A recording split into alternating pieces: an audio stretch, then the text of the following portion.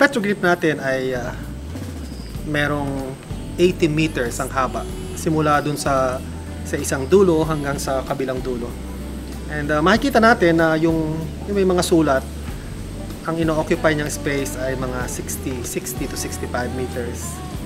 At dito sa aking bandang kanan, makikita nyo yung pinaka-bukana o entrance papunta sa loob ng kuweba. Dalawa ang lagusan, may isang papasok at merong isang palabas. Sa aking hinala, ang papasok ay yung mas mababa na nagsusukat lamang ng 157 centimeters. Samantalang yung palabas ay may sukat na 187 meters. Sa aking tansya, bakit ito kailangang mababa? Sapagkat sa isang sagradong bagay, kailangan yumuko ka papasok sa lugar. Ang petroglyph ay merong 127 na tinatawag na zoomorphic figures o mga drawings na parang hugis tao o hugis hayop. At marami itong mga guhit, mga pabilog, mga triangular na shapes na inukit ng ating mga ninuno.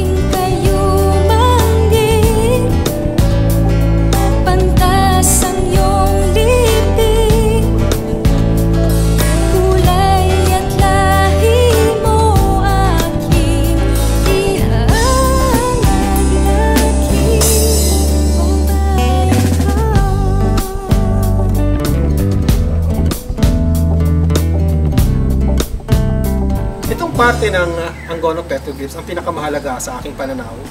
Una, dahil makikita mo dito ang pinakapasukan, yung tinatawag nating entrance. Hindi lamang yon, mapapansin natin na sa lahat ng mga taga na inilagay dito sa petroglyphs, ito yung merong pinakamarami na mga tao sa isang lugar.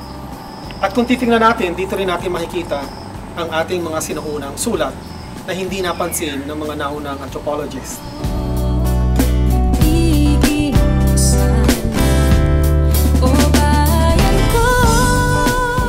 Ano ang kaibahan ng petroglyph at saka petrograph?